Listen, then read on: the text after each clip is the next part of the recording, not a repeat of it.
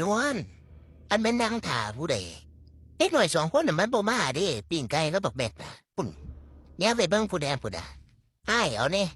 แต่ว่าข้ามห้วยข้ามสะพานไปหาเขาหอดฝ่ายพุ่นใจอะถ้าเดี๋ยวบ่ยึดเด่นอันนี้เห็นแล้วไปนั่นอันนี้อันน้ำหมักเบิ่มก็พอมันเป็นหายบ่พุ่นแล่น้ำเขาไปหอดฝ่ายพุ่นเป็นไหนแล่นกลับมาไก่บ่บัดนี้อันยังที่ยืนจึ้งอยู่หั่นสิมาก็มาโอ้ดาวมันบ่แม่นเวลามานำเด้อนี่โน เน้นพ่อใหญ่เบิ่มครับพอแล้วพอมีหมูแล้วก็ไปเป็นหมูที่เชื่อแหละเบิ่งไงแต่ไม่เรียนมาเราบ่ได้บอกเขาเจ้าผมนวล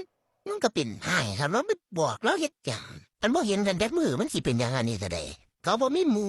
โดนๆเขามาเรียนมาเลาะเถื่ออันเจ้าของก็จะเป็นหายเลยนวลเที่ยวจอบเที่ยวซองสีดาแต่เฮาได้ไปบอกมันที่เงินดาวน่ะตาเขาได้แต่ถ่ายอยู่หั่นโอ้ส่งไว้ได้เนาะเรียนไก่ได้มื้อนี้อ้าวแล้วมีธุระอีหยังก็เว้ามาเร็วๆบักเบิ่มก็พอมันบ่ทันโม้มาดอกอยู่ ฝ่ายผุนพี่แนวกินบ่เสร็จแล้วมากินคนรู้ทันว่าจะ